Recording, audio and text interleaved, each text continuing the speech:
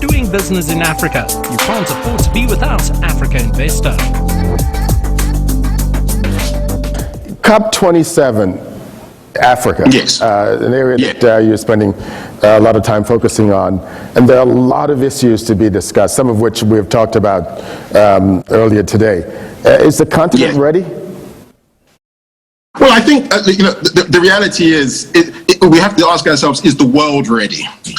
Because I personally believe that the continent is ready because there's leadership on this issue. We started working on COP27 over a year ago on the understanding that even though we didn't know which country was going to be hosting the global platform, for the UN to host the COP summit, we knew it was going to be in Africa. So we've been working with the Institutional Investor Group on climate change, Climate Action 100, International Federation of Sovereign Wealth Funds, African heads of state, policymakers, ministers of finance, the G20, the International Energy Agency, all focused on the agenda that we think that we can bring. And we know that there are going to be many pieces that we're going to have to pick up from COP26, but we know that the COP26 agenda has been sort of driven, and accepted by many of these same players that I've mentioned. So we're already fortunate enough to know that there's going to be continuity with a number of these players.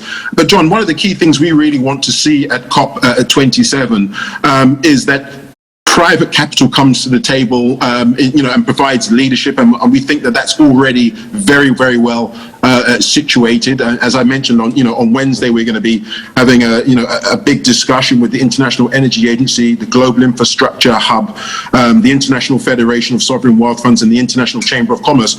And it's called the Road to COP27. So the planning is in place. The only real difference is that we believe that it should be much more of an institutional investor-led COP, as distinct from perhaps what we've seen around COP26, this current COP, which is much more the finance community. We believe that it's not just about private capital, greening our portfolios, but we think those portfolios can be much more strategically directed towards greening the real economy. And I believe there's going to be lots of great announcements in that respect. Thank you, Eric. Thank you, Herbert. There's so much to discuss.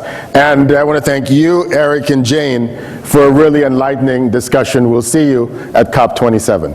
Doing business in Africa. You can't afford to be without Africa Investor.